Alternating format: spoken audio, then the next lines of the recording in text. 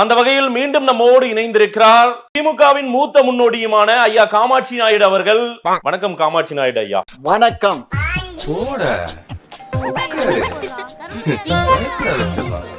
எப்படி சொன்ன மாதிரி வந்தோம்ல பேஷண்டோட.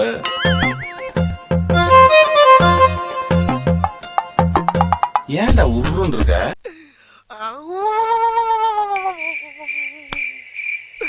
இன்னைக்கு என்னெல்லாம் பண்ண போறாரோ. கேட்ட பையன் சார் இந்த பால்சாமி. எப்படி இருக்கீங்க? நலமா இருக்கேன். நீ இருப்பியா? அவன் இருக்க வேணாமா? எப்படி போயிட்டு இருக்கு திமுகவினுடைய ஆட்சியில்? மக்கள் எப்படி இருக்காங்க? எல்லாம் ஸ்வீட்சமா இருக்காங்க. படா லூசு. என்ன நீங்க லூசுக்கிறீங்க? மழை மும்மாரி பெய்யுது, நல்லா இருக்கு. இதெல்லாம் சிறப்பான ஆட்சியில சிறப்பாக செய்து கொண்டு இருக்கக்கூடிய திராவிட மாடல் ஆட்சி நல்ல முறையில் நடக்குது. ஏண்டா யார ஏமாத்த பாக்குறேன்? மோசக்காரா ஐயா, எத்தனை பேரை ஏமாத்துறேன் ஐயா? கொஞ்சம் இருங்க. திராவிட மாடல் ஆட்சியில மக்கள் சந்தோஷமா இருக்காங்க. சந்தோஷமா தான் இருக்காங்க.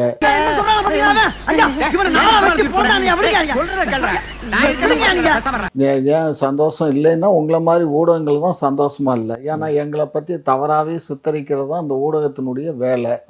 எல்லா ஊடகங்களும் எங்களை தான் கழுவி ஊத்துறீங்க. ஊத்திட்டு போங்க. பிஞ்சி பிஞ்சி போற என்ன பண்ணுவாங்க?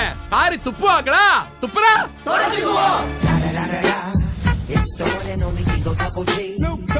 திமுக ஆட்சியில பாலாரும் தேனாரும் ஓடுது, நாங்க தப்பா காட்டுறோம். அப்படியா? திமுக நல்லதே செய்து கொண்டு இருக்கிறது, ஆனா நாங்க தப்பாவே அதை காட்டினுங்கிறோம் அப்படின்றீங்களா? உண்மைதான் அது. பிஜேபி எதிர்ப்பில் திமுக உறுதியா இருக்கா இல்லையா அப்படின்றத கேட்கறதுக்கு தான் உங்களை கூப்பிட்டதே. இந்த பேட்டியே அதுக்குதான். ஊர் போய் சேர்ற வரைக்கும் மட்டும் வாயை கொடுக்காம போய் சேரணும். அப்படி மட்டும் நல்லபடியா சேர்த்து விட்டு அடுத்த மாசம் மொட்டை அடிக்கிறேன் நான். பிரதமர் மோடி அவர்கள் இந்த ஆட்சி, தமிழ்நாடு முதலமைச்சர் திரு மு க ஸ்டாலினுடைய ஆட்சியில பல முறை தமிழகம் வருகிறார். இந்த கேலோ இந்தியா போட்டிக்கான இப்ப நம்ம பேசிட்டு இருக்கிற நேரம் பிரதமர் பயணப்பட்டு இருக்காரு. இதுக்கு நாமளா போய் அழைப்பு கொடுக்கிறோம். இதற்கெல்லாம் நம்ம பிரதமரை கூப்பிடணுமா என்ன? ஏன் இந்த நெருக்கம் எதற்காக? இது பெரிய நெருக்கம். இவங்க கிட்ட என்ன சொல்லி என்ன சமாளிக்கலாம்? அதாவது ஒன்றிய அரசினுடைய முதலீட்டுல தான் அது நடக்குது, சரிங்களா? ஆகவே அவரே பணம் கொடுத்து அவரே பணி நிறைவடைந்த காரணத்தினால அவரு அதை ஓபன் பண்ணி வைக்கட்டும் அப்படின்னு சொல்லி அவரை இன்வைட் பண்ணிருக்கு. இந்த காரி மூஞ்ச கதையெல்லாம் ஒரு காவிய கதை மாதிரி இங்க சொல்லி அங்க டைம் வேஸ்ட் பண்ணுகிற போட மரியாதையா. அரசு விழாவுக்கும் நம்ம போய் கூப்பிடுறோம், மறுபடியும் வராரு. இந்த கேலோ இந்தியா போட்டிக்கெல்லாம் பிரதமரை போய் நாம கூப்பிட்டு வரவேற்பு கொடுக்கறது ஏதோ ஒரு நெருக்கமான மாதிரி தெரியுது பிஜேபியோட. அதாவது இங்க ஓட்டு வாங்குறதுக்கு மட்டும் இஸ்லாமியர்கள் கிறிஸ்தவர்கள் ஓட்டு வாங்குறதுக்கு மட்டும் பிஜேபி எதிர்ப்ப காட்டுறோம். ஆனா பிஜேபியோட நெருக்கம் திமுக நல்லா காட்டுற மாதிரி தெரியுதே சார் அதிகமா. இது உனக்கு தெரிஞ்சு போச்சா? உங்களுடைய கேள்வியே பிழை இருக்கு. அப்படியா? சொல்லுங்க, என்ன பிழை? திருத்திருங்க. ஒரு ஒன்றிய அரசினுடைய பிரதம அமைச்சராக இருக்கக்கூடிய திரு மோடிஜி அவர்களை இங்கு நடக்கக்கூடிய நிகழ்ச்சிகளுக்கு அழைப்பதில் தவறு எதுவும் இருக்கவில்லை. என்னங்க எனக்கு ஒண்ணுமே புரியல. அதுதானப்பா எனக்கும் புரியல.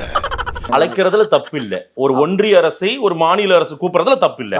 எடப்பாடி கூப்பிடும் போது நம்ம அப்படி சொல்லியா சார்? திமுக அது வேற வாய், இது நார வாய். அடிமைகளா இருக்காங்க. அவனா போய் அவங்களுக்கு அவங்க காலில் விழுந்துறாங்க, அவனா அவங்க கதவு தட்டுறாங்க.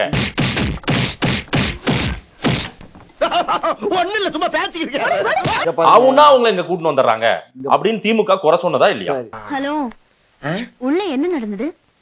அது டவுட் கேட்டானுங்க, அதை கிளியர் பண்ணிட்டு வரேன். ஒன்றிய அரசு நமக்கு பிரதமர் அவர்தான், இந்தியாவுடைய பிரதமர் என்ற காரணத்தினால் அவரை நாம் அழைக்கின்றோம். நம்மள வஞ்சிக்கிறாங்க, மாற்றாந்தாய் மனப்பான்மையோட நடந்துக்கிறாங்கன்னு பிஜேபி திட்டுறீங்க. ஆமா, அவங்களுக்கு ரெட் கார்பெட் போட்டு அவங்களுக்கு வரவேற்பும் கொடுக்குறீங்க.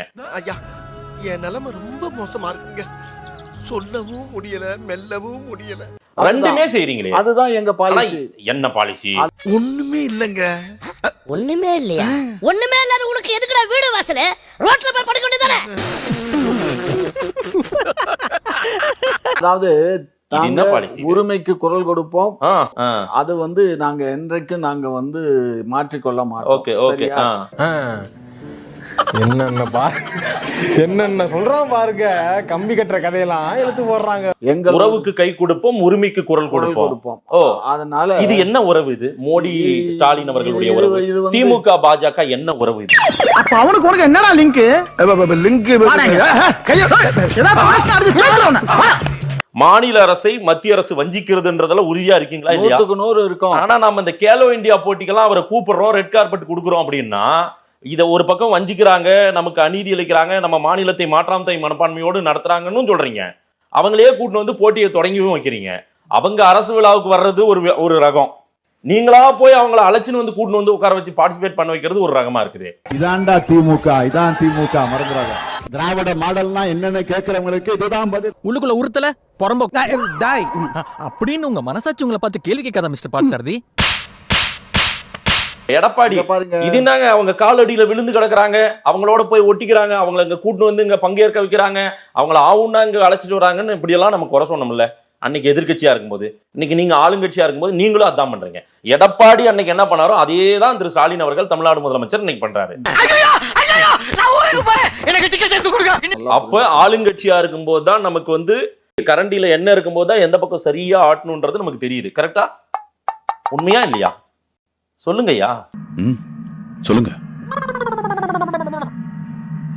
ஆனா இங்க நம்ம சீஃப் மினிஸ்டரே பண்ணட்டுமேங்க, அவரே வந்து தொடங்கி வைக்கட்டுமே இந்த கேலோ இந்தியாவை. ஏன் பிரதமர் எதுக்கு வரணும்? கொஞ்சம் சொல்றத கேக்குறீங்களா? சோ பிரதமர் இங்க வந்து போற ரூட்டை நீங்க வடிவமைச்சு கொடுக்குறீங்க. இங்க பாருங்க, அவங்க கால் ஊன்றதுக்கு நாம வழிவகுத்துறோமோ. அந்த கவலை எல்லாம் முதல்ல கண்ணீர் நீங்க வடிக்க வேண்டாம். எங்களுக்கு எப்படி பண்ணணும்னு எங்களுக்கு தெரியும், நீங்க அட்வைஸ் பண்ண வேண்டாம். பேசாம ஏன் ஓர சத்தம் போடுற? காலைல மாத்திரை சாப்பிட்டியா? அமாவாசை நெருங்கினாலே உன்னை அடக்க முடியாது. ஊடகம் எங்களுக்கு அட்வைஸ்ல எடப்பாடி சொல்றாரு, அதிமுக சொல்றாங்க. அவர் இப்ப கிடக்காருங்க. அவர் மாதிரி நாங்கெல்லாம் வந்து எங்களுடைய மாண்புமிகு உதயநிதி அமைச்சர் அவர்கள் சொன்னது மாதிரி அவர் ஊர்ந்து போய் கால் வழியில இப்ப படுத்திருக்காரு. அவரை பத்தி எங்கள்கிட்ட பேசாதீங்க. அப்படியா சொன்னா? இதை விட கேவலமா ஒன்று சொன்னா சொல்லட்டுமா? ஐயா, ரகசிய உறவா? அதாவது அதிமுகவை விட அன்னைக்கு அதிமுக எப்படி பிஜேபியோட அவ்வளவு நெருக்கம், கள்ளக்கூட்டு, வேற சில உறவெல்லாம் நம்ம சொன்னோம், அந்த அளவுக்கு மறைமுகமா நாம வந்து பிஜேபியோட ரொம்ப இணக்கமா போறோமே. நாங்க எதுவுமே வந்து இந்த கள்ள உறவு அப்படிங்கறதெல்லாம் இல்ல. நாங்க வந்து எதுவுமே நேரடியா தான். நான் தான் சொல்றேனே, தமிழகத்தை மட்டும் இல்ல தென்னிந்தியாவையே அவங்க வந்து பழிவாங்கும் நோக்கத்தோட நடந்துக்கிறாங்க. பழி வாங்குறவங்களுக்கு எதுக்கு ரூட் போட்டு கொடுக்குறீங்க? வாங்க சென்னைக்கு வாங்க, கேலோ இந்தியாவில் பார்ட்டிசிபேட் பண்ணுங்க, எதுக்கு அவங்களை கூப்பிடுறோம்? ஐயோ, எந்த ட்ரெண்ட்ல பேசினாலும் எந்த ரூட்ல போனாலும் விடவே மாட்டேங்கிறானே, நான் என்ன பண்ணுவேன்? இந்த இஸ்லாமியர்களுக்கு திராவிட முன்னேற்ற கழகம் வந்து சப்போர்ட் பண்ணாம இருந்திருந்தா இந்த பாரதிய ஜனதா கட்சி இந்நேரம் அவங்கள துண்டா காணாம் துணியா காணான்னு இந்த நாட்டை விட்டே பத்தி விட்டுருப்பானுங்க. திமுக தான் முஸ்லிம்களை காப்பாத்துச்சு. இதுல என்ன சந்தேகம் உங்களுக்கு? சந்தேகமே வர வேண்டாம். என்னது ஒரு பேச்சுக்கு சொன்னா உடனே நல்ல சிறப்பா பிக்கிறாங்க. நாங்கள் வந்து சிறுபான்மை இனத்தை இப்படிதான் முஸ்லிம் கிட்ட சொல்லிட்டு இருக்கீங்களா? இப்படிதான் முஸ்லிம் மக்கள் கிட்ட ஏமாத்திட்டு ஏமாத்திரம்னு சொல்லாதீங்க. சிறுபான்மை மக்களுக்காக தான் திராவிட முன்னேற்ற கழக ஆட்சி. சோழன் திங்கிறியா இல்ல பியல் திங்கிற பேட்டமாவனே, இந்த பொழப்புக்கு 4 பேர் திமுக இல்லன்னா இஸ்லாமிய மக்களை விரட்டி அடிச்சிருப்பாங்க. அவங்க விரட்டி அடிச்சிருப்பாங்கல்ல. அவங்களுடைய வாழ்வாதாரம் ரொம்ப மோசமான சூழ்நிலைக்கு உருவாகி இருக்கும். நீங்க என்ன பாதுகாத்தது? திமுக என்ன பாதுகாத்தது? என்ன இன்னைக்கு இங்க இருக்கிறதே நாங்க பாதுகாத்தாங்க. என்ன சும்மா லொல்லு பண்ணிட்டு இருக்கீங்க? இஸ்லாமியர்களை பாதுகாக்கிறது அப்ப நீங்க தான். சிறுபான்மை மக்களை பாதுகாப்பதே திராவிட முன்னேற்ற கழகம் தான். உனக்கு என்னப்பா, நீ பைத்தியம், நீ என்ன வேணாலும் பேசலாம். எம்பி சீட் எது கேட்க போறீங்களா திமுகவுல? சீமான் எங்க நிக்கிறாரோ அங்க எய்த்து நிக்கிறதுக்கு நான் ரெடின்னு சொல்லி இருக்கேன். அவரை எதிர்த்து நீங்க போய் போட்டியிட போறீங்களா? அவரை எதிர்த்து போட்டியிட போறீங்க. அதுல என்ன ஆசை உங்களுக்கு? பாருங்க, என்ன ஆசை? டெபாசிட் கூட வாங்க மாட்டீங்க ஐயா. நண்பர்களே, வேற ஒண்ணு இல்ல. என்னடாச்சுன்னா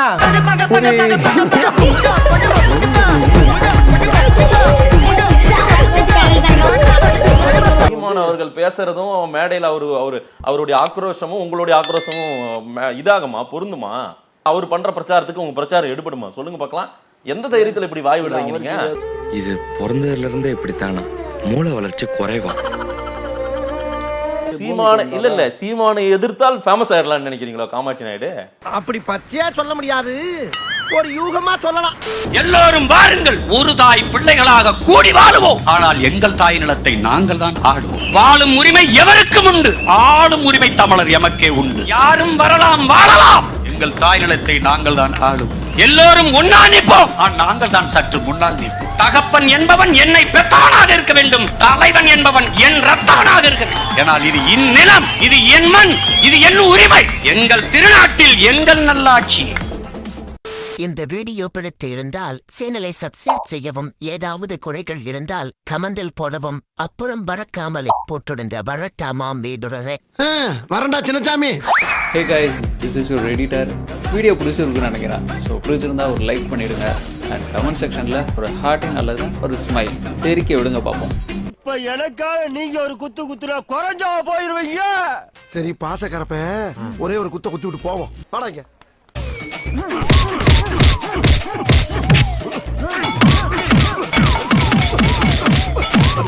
போதுமில்லடா போடா.